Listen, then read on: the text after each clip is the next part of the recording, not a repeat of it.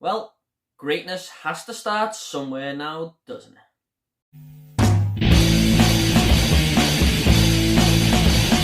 What is up, everyone? Movie back again with another Cinema Revisited episode. This is going to be for the 2008 movie Iron Man, and this is directed by Jon Favreau, starring Robert Downey Jr., Jeff Bridges, Terrence Howard, and Gwyneth Paltrow. Now, this is going to be a new franchise review series that I'm starting, and it's going to be all 23 movies in the MCU. And when I've reviewed all of these films, I'm going to rank them all at the very end, from worst to best. Now, I'm not going to overload the channel with Marvel or MCU content. Don't worry about that.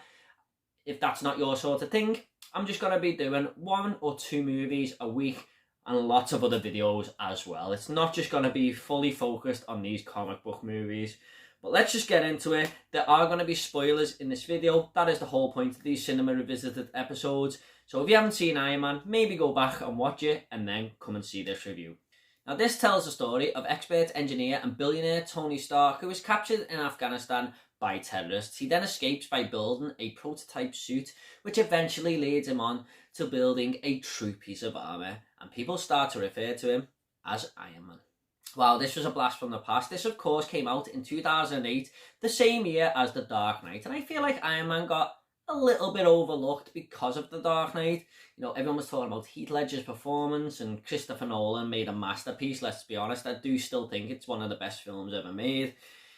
But it's just weird to think that this got kind of overlooked and that it was the start of what is the biggest thing in the movie industry right now and makes the most money and stuff. And I didn't watch this till many months later. I got it on Blu-ray for Christmas, and I was kind of blown away by it. I didn't expect it to be that good because I had no interest in Iron Man. He wasn't one of my favourite superheroes or anything like that. But after revisiting this movie again just the other day, I can tell you that it's still awesome. First off, when returning to this, you really do notice the simplicity of this film, and it's just nice to sit back and watch. Now, I'm not taking anything away from Avengers Infinity War or Avengers Endgame, anything like that, because I do like them movies as well, but it was nice to just go back here and look at a simpler time and just follow this story of Tony Stark, you know, his origin story, how he became Iron Man. And it's just a very linear plot. Well, linear for the time anyway, compared to what we have now. But it was just a nice viewing, easy experience. Now, by far the best thing about this movie, though, is Robert Downey Jr. as Tony Stark. Wow. Talk about nailing down a casting role. I feel like Marvel really had to get this one right, because Iron Man, of course, is the leader of the Avengers. When you think about it, he's the one who put this team together. And I just think Robert Downey Jr. brings so much to the character of Tony Stark and fits into the Iron Man suit like a glove. He makes this role his own. This character is him. When you picture Tony Stark, you picture Robert Downey Jr. And to be honest, even to this day, he is still most people's favourite MCU character. He just carries around this great charisma and witty personality, and he's kind of a person you want to be around, even if he has a smart ass, let's be honest. But I just like the way, straight off, he notices something's not right with his company, and he doesn't like the way it's going, you know, what he has inherited there, and he realised that what he's doing isn't really for the greater good, and he can do better. And no one can change his mind, really. His mind's made up, and no one can tell him otherwise. And that's what I liked about him, and I got on board with Tony Stark straight away. Now, Tony Stark sees the wrongdoings of his company with his very own eyes at the start of the film when he visits Afghanistan. Now, speaking of Afghanistan, I always love the first act of this film. The first 30 minutes is great. I just love watching Tony Stark construct this suit out of basically nothing. There's so many tense moments because the terrorists are watching him on camera, and he's got to pretend that he's making a missile for them, basically, and they come in and question him. And he's got to protect this doctor, you know, who they're going to kill if he doesn't tell them the truth. And it's kind of, you know, like, ooh, what's going to happen here? But I love the breakout sequence, just seeing Robert Downey Jr. in this, you know, juggernaut suit, just taking everyone out and escaping. Some great action set pieces there. This was the part that always stuck in the memory of me when I first seen Iron Man. And every time I thought of Iron Man, I always remembered this, where Robert Downey Jr. constructs this suit in the cave. And it's still awesome. I still had a lot of fun when watching this once again. Speaking of action, there's plenty of it here, and the special effects still hold up really well too. This is kind of the start of what blows people's minds at the cinemas these days when they go and watch Avengers movies, but it still looks really good. You got the fighter jets trying to take Iron Man down, the big fight sequence with Obadiah Stane at the end of the movie.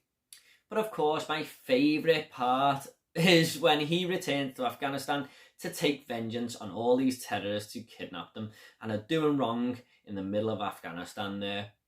And I thought it was a nice little touch to, sort of leave the leader to the locals to deal with them. I just thought that was a great little sequence there, but that was probably my favourite part of the whole movie. And I think this happens just after the Iron Man suit is made and appears on screen for the first time, and you look at it and it just sparkles and shines so brightly. It looks pretty damn amazing. And it was kind of like a nostalgic feel, when you play an old 80s game or watch an old movie from the 70s and you get that feeling back. That's kind of what I felt like looking at this Iron Man suit. There is a much bigger threat to Iron Man though, and that is Jeff Bridges' character Obadiah Stane. Now I thought he was a pretty good villain for this movie. Obviously, as the franchise goes on, we do get way better villains, but he'd done the job here. Tony has sort of crossed his path, and I just love this moment where he is trying to get this suit made so he can take on Iron Man.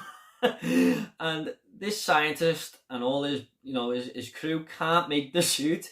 And he just screams in his face and goes, "Tony Stark built this in a cave from a bunch of scraps with his bare hands." And the scientist just goes, "Well, that's very good.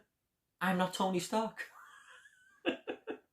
All the side characters here too are pretty damn good. I really like this connection with Tony Stark and Pepper Potts there. Nothing really quite happens at the end of the film, but you feel like there's something there. I just thought that was good enough for this movie. You got Terrence Howard here as Captain Rhodes, and of course Don Cheadle does take over this role in future, but it was kind of weird to see Terrence Howard in this role because I always remember him as the villain in movies like Big Mama's House and stuff. But there's a moment where he looks at this War Machine suit and he thinks about putting it on and just says, "Next time, baby." I just thought that was pretty damn hilarious. And there's lots of funny moments in this film. There was plenty of times where I was laughing, and I feel like that's going to become a common thing in these reviews because Marvel just knows how to have a good time with its audience. Also, as a quick side note, this film came out in 2008 when Tony Stark says, "That better not end up on MySpace." Wow, an Avenger talking about the social media platform MySpace. Do you remember that? Good old Tom. Everyone's first friend on there. Now, there were a couple of things that did irk me about this film. Nothing too drastic or anything, but one of them was the fight sequence with Obadiah Stane. It was really good, but then it started to go on for quite a while, and it just felt very Michael Bay-ish, really. It just went on longer than necessary, to be honest. Also, it just felt kind of weird that the film starts off in Afghanistan, then jumps 36 hours to before those events, and then goes into Afghanistan again, and it's like, why didn't you just start the movie from the 36 hours? Did you really have to time jump like that? All in all though, Iron Man has a great story going for it, and it's just a nice, easy watch whether you're starting the MCU for the first time, or especially if you're revisiting the franchise. I'm just going to go ahead and make this movie now. I'm going to give Iron Man an 8.5 out of 10. My memories of this film were kind of great, and my opinion on rewatch hasn't changed. This is where it all began, and what a start it is. Okay, at the end of these reviews, I always like to leave a little fun fact. Now, the fun fact for Iron Man is that director Jon Favreau wanted Robert Downey Jr. in the role because some of his best and worst moments have been in the public eye, and he thought that would be a very fitting characteristic for Tony Stark. He also said that he could make Tony Stark a likeable arsehole, which is probably the best way of describing him. Okay guys, I hope you all enjoyed this review. Got lots more reviews coming, lots more videos. So if you want to subscribe, it's up to yourself. What did you think of Iron Man? Do you like the MCU? Leave it down below and I will reply to every single one of you, I promise. I do have The Incredible Hulk coming up next. I'm going to be going in order of date of release here, by the way. And I've already watched that movie, so that review should be on the channel pretty damn soon. I hope that this is a good thing for you lot, you know, me reviewing the whole Marvel franchise, because it's a pretty big deal for me. There's 23 movies. I could have started with something a little bit less there, but why not, eh? We're all here for a bit of fun. Thanks so much, guys. Take it all easy. I'll see you all in the next video.